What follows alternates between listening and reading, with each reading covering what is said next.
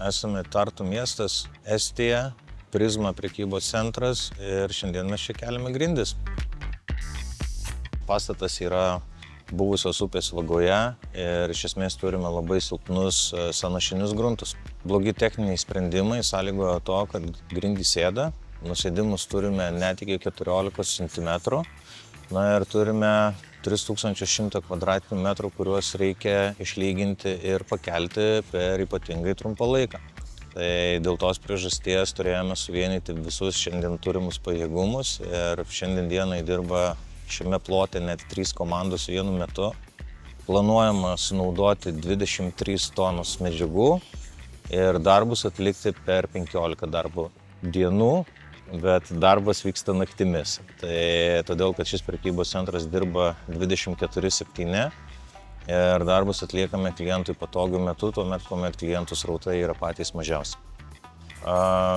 Geolift komandai tai yra pakankamai geras ir didelis iššūkis, kurį mes priėmėm, nes reikėjo per labai trumpą laiką suderinti daug detalių tiek inžinerinių, tiek praktinių, tiek techninių.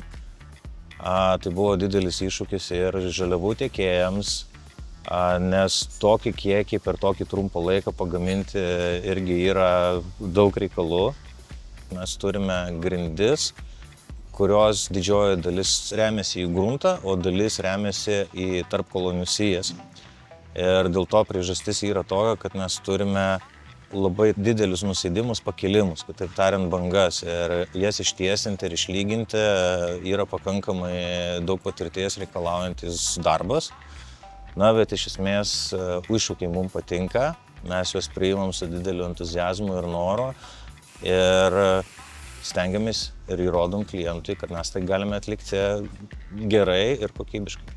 Mes iš esmės žiūrime ir analizuojame problemą, kodėl tai įvyksta.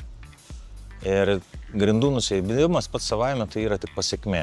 Mūsų tikslas surasti priežastį, surasti jam tinkamą sprendinį, eliminuoti tiek pačią priežastį, tiek pačią problemą. Tokiu būdu galim užtikrinti ilgalaikį sprendimą, kokybiškus darbus.